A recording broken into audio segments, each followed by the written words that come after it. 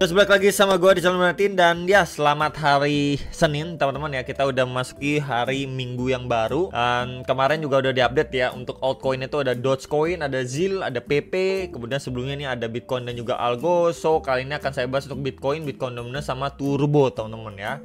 Jadi ya Turbo kalau kita lihat juga masuk trending coin juga nih ya, tuh mengalami kenaikan yang lumayan. Cuman overallnya kalau kita lihat untuk altcoin yang lainnya sebenarnya baru adanya mantul tipis-tipis teman-teman ya, belum adanya pemantulan signifikan karena kemarin juga Bitcoinnya kan koreksi. Nah, baru per hari ini Bitcoinnya ada mantul sedikit dan Bitcoin Dominance malah mendapatkan rejection kecil ya. Itu that's why kenapa altcoinnya ya ada pemantulan tipis lah teman-teman. Cuman yang menjadi concern untuk minggu ini ada beberapa news event penting ya. Sekali lagi dari pertanggal 5 Mei, 7 Mei, 8 dan di 9 Mei gitu ya. Jadi yang penting itu sebenarnya di 8 Mei ya, ini dini hari loh teman-teman ya. Ini ada FOMC statement, the Fed interest rate decision, sama press conference teman-teman. Jadi memang kalau saya pribadi udah menginfo ke teman-teman ya untuk prepare di minggu depan, which is berarti minggu ini itu ada FOMC lagi.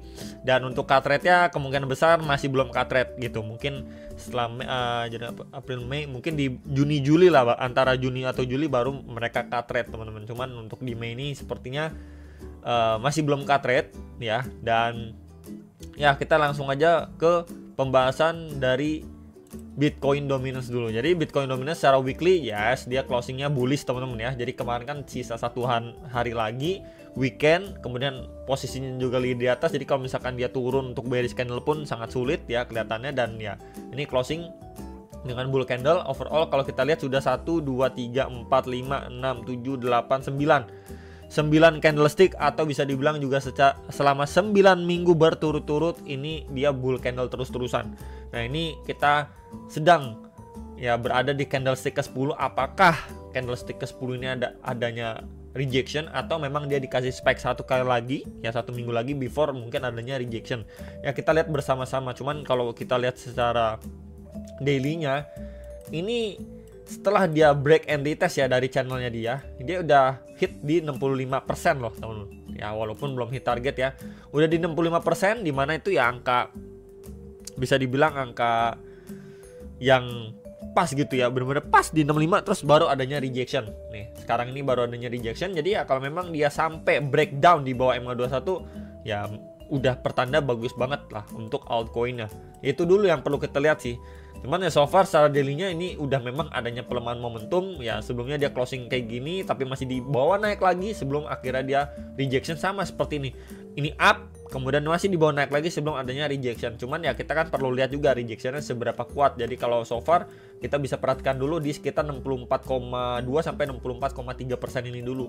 Ya ini menjadi next area yang bisa diperhatikan untuk si Bitcoin Dominance nih. Untuk yang nanyain ya, Bitcoin Dominance kira-kira di sekitar berapa?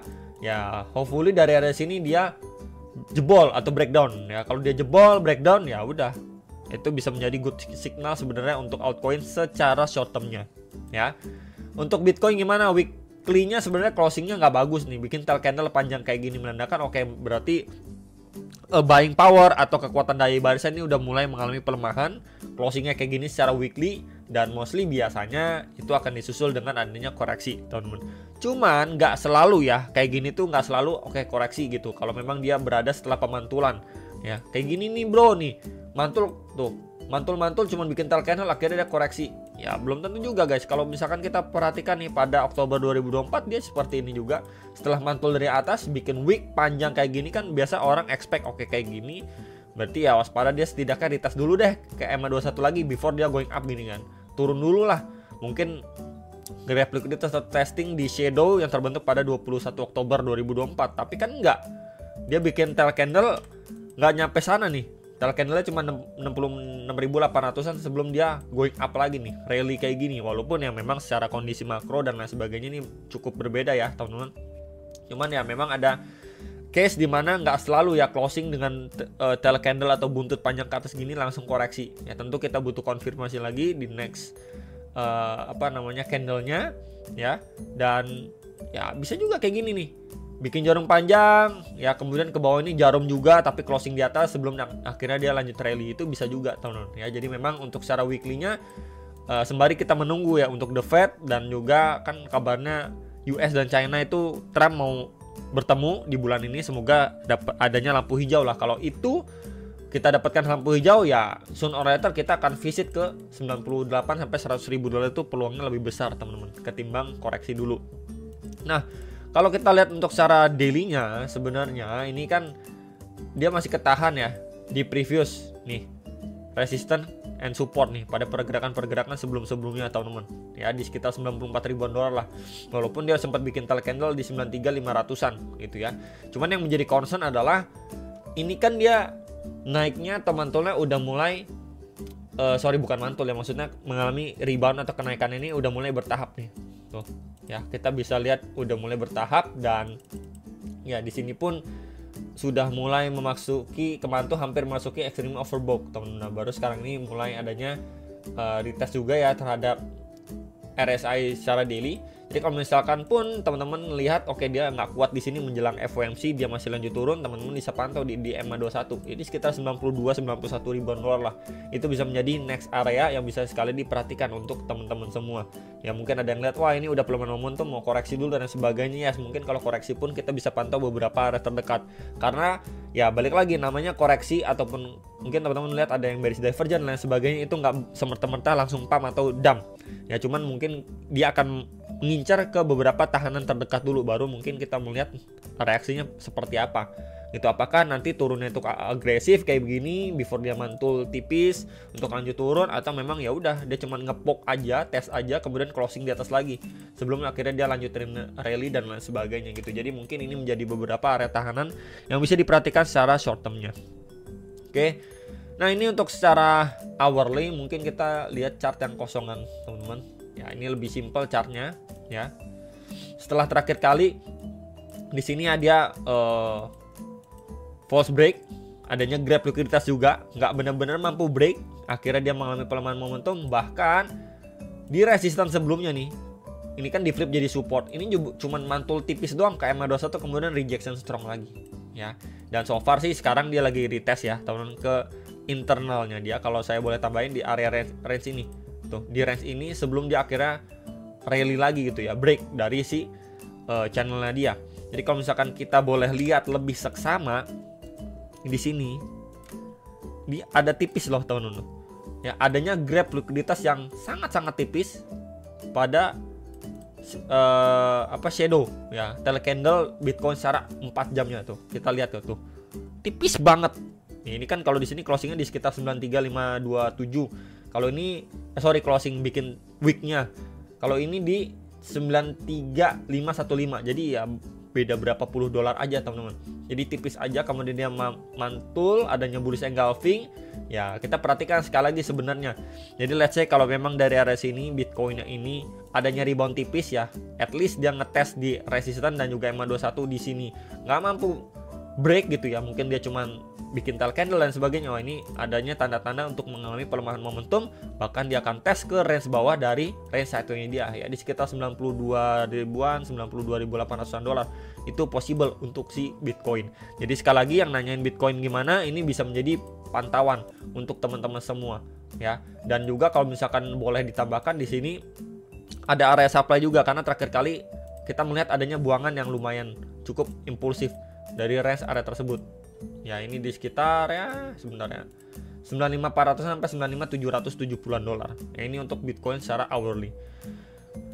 Kemudian turbo. Ya ini turbo juga sempat saya bahas ya waktu itu, dari ATH-nya dia udah turun 80,53%, dan ya waktu itu sih di sekitar Februarian ya, teman-teman, Februari dia ada turun seperti itu. Bahkan dia bikin lower low yang baru ya, kita lihat dari ATH-nya ke lowest-nya itu udah turun di 90,91%. Nah dari lowest-nya ini kalau misalkan kita lihat ya, ini mantul udah 345% guys. Ya ini kan lowest-nya kita lihat di April.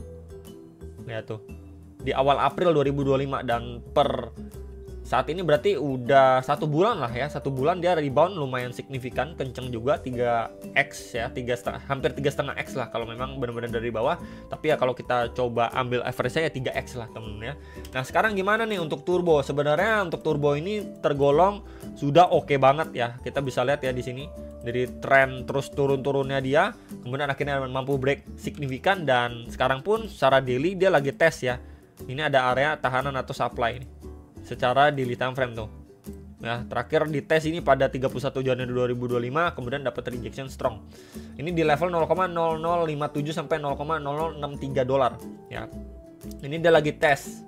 Beberapa kali kena reject, teman-teman. Yang kita bisa perhatikan juga di sini adanya sebuah trend support. Nah, jadi so far kalau dilihat ini terbentuk juga sebuah triangle pattern. Ya, tinggal kita melihat apakah dia mampu break ya ke atas untuk lanjutin bullnya gitu ya, bull masih taking control, atau akhirnya dia malah mengambil arah biar balik retest dulu nih teman-teman, before dia akan retest kembali ke area supply-nya. Ya, jadi ini bisa menjadi beberapa pertimbangan atau concern teman-teman sekalian ya untuk si turbo. Tapi kalau misalkan teman-teman melihat, aduh nih bro, kalau trading agak ribet ya dan lain sebagainya, gue gimana ya? Kemarin memang sih gue ada cicil-cicil beli bro, di sini gue cicil beli, di sini gue ada cicil beli, bahkan waktu up di sini tengah-tengah gue ada cicil beli, gimana ya bro? Ya, kalau memang udah begini kan udah dekat nih di area supply. Ya simpelnya adalah kalian melakukan cicil jual teman-teman ya, di trimming barangnya, cicil jual. Ya misalkan posisi kalian, ini contoh ya, sama sekarang saldo jadi 100 juta. Ya udah, kalian cicil aja jual, misalkan jual 30 juta, 40 juta, 50 juta, it's okay teman-teman. Ya bahkan ya minimal banget amanin modal. Jadi modal kalian, uang kalian nih gak kenapa-napa, sisa profit atau mungkin kalian take sedikit profit, it's okay, nggak masalah. Ya, jadi kalau misalkan nanti dia bener dapat retracement dulu gitu ya, mungkin dia retest ya di sini di sekitar 0,0035 atau 0,03 gitu ya, di sekitar range area ini ya, teman-teman bisa mungkin yang percaya ya pada turbo ini bisa buyback lagi dengan porsi ya dicicil gitu. Tapi kalau misalkan nggak dapat retracement, dia malah break dulu ya, kemudian lanjut naik ya, mungkin ngetes ya next area target di 0,009 something ya, bisa melakukan cicil jual kembali ya. Cuman kalau misalkan berbicara secara daily ya, ini cukup strong, masih di atas ya, dia lagi creating base teman-teman. Kita belum tahu dia akan lari ke area berapa, dalam artian belum adanya direction yang jelas, karena dia cuman creating base dalam triangle pattern secara daily. Yang bisa kita antisipasi kalau dia breakdown ya, kita bisa lihat untuk target retracementnya, atau dia break duluan nih dari supply-nya ya, waktu dia retest kembali ya balik lagi di 0,005758, itu mungkin teman-teman bisa pantau dan mungkin manfaatkan secara short term, mungkin yang trading teman-teman ya. Itu untuk secara daily-nya. Minimal kalau secara 4 jamnya gimana ya, 4 jamnya kalau kita lihat lebih seksama. Sebentar. Nah, lebih seksama sebenarnya kita lihat juga ya dari tail candle yang tercipta terakhir ini, dia sempat grab likuiditas walaupun ini kecil banget guys. Nih tuh, kecil banget. Kemudian gak lama dia adanya rejection strong, kemudian sekarang mantul lagi teman-teman ya. Jadi menandakan oke, ini mulai bertahap nih kenaikannya, tapi dia rapi banget nih. Dia tidak bikin yang namanya lower low ya, dia sedikit slightly bikin higher high, tapi ya cuman bikin buntut. Tapi kalau misalkan kita lihat secara body candle nih, ini body candlenya ya, dia memang udah totally break ya, retracementnya memang agak ekstrim teman-teman di sini, dan ya semoga mampu di follow up dengan baik ya, untuk dia akhirnya mampu break. Begini break, mungkin retestnya bisa dimanfaatkan untuk dia lanjutin naiknya lagi ya. Jadi untuk pos sekarang kalau kita lihat lagi teman-teman, untuk time frame 4 jamnya ya, palingan teman-teman bisa pantau dulu di week terakhirnya dia di sini, range-nya cukup lebar ya, di 0,0565 sampai 0,0598 dolar ya. Selama area ini belum mampu ketembus ya, ini malah bisa menciptakan yang namanya peluang koreksi kembali nih ya, koreksi kembali. Jadi teman-teman perhatikan ya, ini 4 jamnya. Kalau dia terus-terusan ke atas gitu ya, jepret ke atas, closing di bawah lagi ya, jepret ke atas, closing di bawah lagi, jepret ke atas, closing di bawah lagi ya, benar menandakan oke, benar-benar belum mampu nih untuk jebolin.